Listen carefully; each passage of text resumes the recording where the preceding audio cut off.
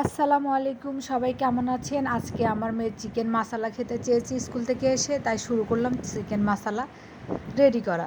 তো হচ্ছে আমি চিকেনগুলো আগে থেকে কেটে একদম ধুয়ে পরিষ্কার করে একটু সব কিছু দিয়ে হলুদ মরিচ একটু লেবুর রস দিয়ে ফ্রাই করে ফেলতেছিলাম। ফ্রাই করা প্রায় শেষ, তখন আমি একটু পেঁয়াজ কুচি তারপর টমেটো কুচি দিয়ে দিয়েছি, আর হালকা করে আমি আদা রসুনটা একটু ব্লেন্ড করে নিয়েছি, বেশি না, তার ভিতরে একটু কাঁচামরিচ দিয়ে দিয়েছি। সবগুলো একসাথে দিয়ে দিলাম। তো দিয়ে এখন নাড়াচাড়া করব। এই যে চিকেনটা ফ্রাই হচ্ছে, দেখতেই পাচ্ছেন সবাই, চিকেনটা ফ্রাই করতেছে। এর ভিতরে হলুদ গুঁড়ো দিয়ে দিয়েছি। হলুদ গুঁড়ো দিয়ে দিলে একটু কালারটা খুব ভালো আসে, চিকেন মশলার ভিতরে একটু হলুদ গুঁড়োটা দিলে কালারটা একটু ভালো হয়। তো তার মধ্যে আমি দিয়ে দিচ্ছি লবণ। লবণটা আপনি স্বাদ মতো দিয়ে দিবেন, পরিমাণ মতো, যে যেভাবে আসলে পছন্দ করে লবণ খেতে, তো ওভাবে দিয়ে দিবেন। আর হচ্ছে আমি একটু মরিচের গুঁড়ো দিয়ে দিব, যেটা হচ্ছে গুঁড়ো করা, হ্যাঁ, ওটা দিয়ে দিচ্ছি।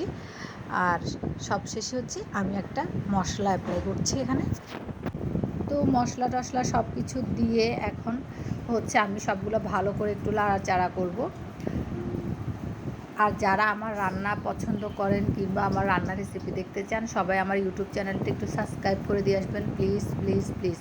সবাই একটু ইউটিউব চ্যানেলটি সাবস্ক্রাইব করে দিয়ে আসবেন, হ্যাঁ। তো দেখেন সব মশলাগুলো আমি দিয়ে নিয়েছি। আর হচ্ছে যে আমি নিজেই ভিডিও করি আবার রান্না করি, একটু ভিডিও করতে প্রবলেম হয়, সবাই একটু মানায় নেবেন। তো যাই হোক, আমি সব কিছু নেড়ে চেড়ে এখন একটু ঢাকনা দিয়ে ঘুরে রাখবো।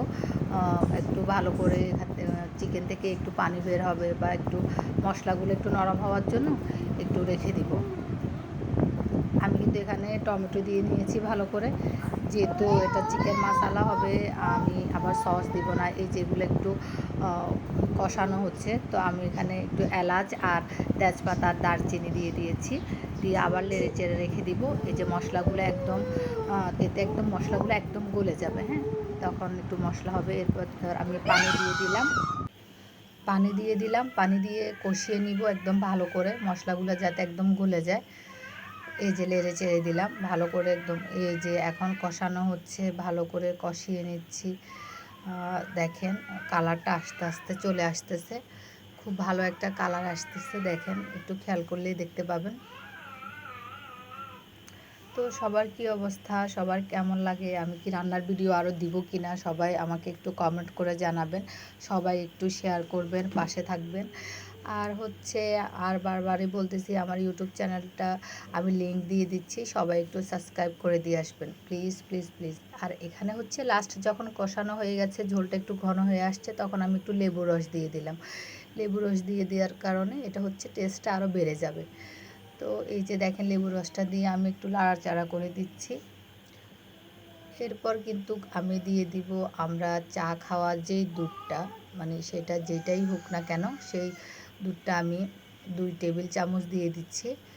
তখন কালারটা আরও সুন্দর আসবে, টেস্ট তো বেড়ে যাবে খুব। এই যে দেখেন আমি দুধ পাউডারটাও দিয়ে দিচ্ছি, তখন হচ্ছে কালারটা এত পরিমাণ সুন্দর আসবে, আর হচ্ছে এত পরিমাণ টেস্ট আসবে, আপনারা রান্না করে না খাওয়া পর্যন্ত বুঝতেই পারবেন না।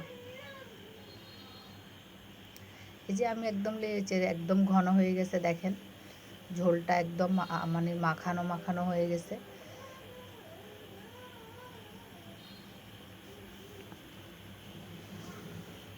ভালো করে লেড়ে চেড়ে দিয়ে আমি কিছুক্ষণ ঢাকনা দিয়ে রাখি দিব।